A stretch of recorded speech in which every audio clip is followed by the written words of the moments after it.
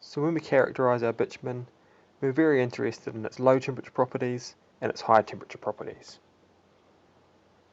So when I say low temperature properties, we're talking about brittle fracture.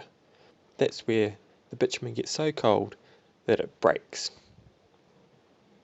In terms of high temperature properties, we're interested in the temperature where it starts to melt. By going to a harder grade of bitumen, all we're doing is increasing the temperature at which it melts and also increasing the temperature at which it becomes brittle. The important thing to note here is that when we use a standard grade of bitumen, we can only manipulate the high temperature properties or the low temperature properties. We can't manipulate them independent of each other. There are ways we can manipulate the high temperature properties and the low temperature properties of the bitumen, and that's through using modifiers. So what I've set up for you here today is a few common modifiers we use in bitumen. So we have the oil, wax and polymer. What you're about to see is a demonstration of the effect that each of these modifiers can have on an 8100 bitumen in terms of its high temperature properties and its low temperature properties. So firstly, the low temperature properties. To demonstrate this, all we need to do is give the samples a whack.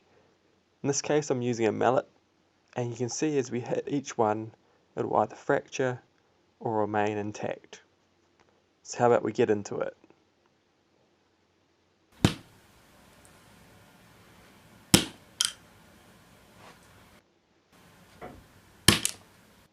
So if we compare the performance of the bitumen which fractured to the oil, wax and polymer, we can see that the wax also fractured.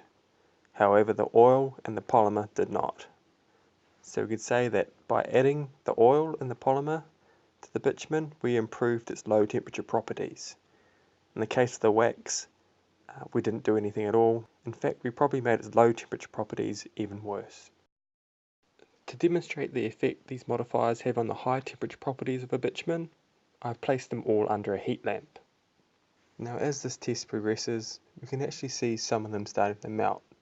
So firstly, the bitumen modified with oil is melting the fastest, followed by the bitumen sample. And if you look at the wax and the polymer samples, they haven't melted at all under this heat.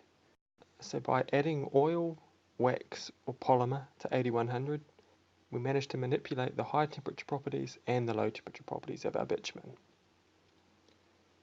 In the case of the oil, by adding it to 8100, we improved its low temperature properties, so we made it less susceptible to brittle fracture.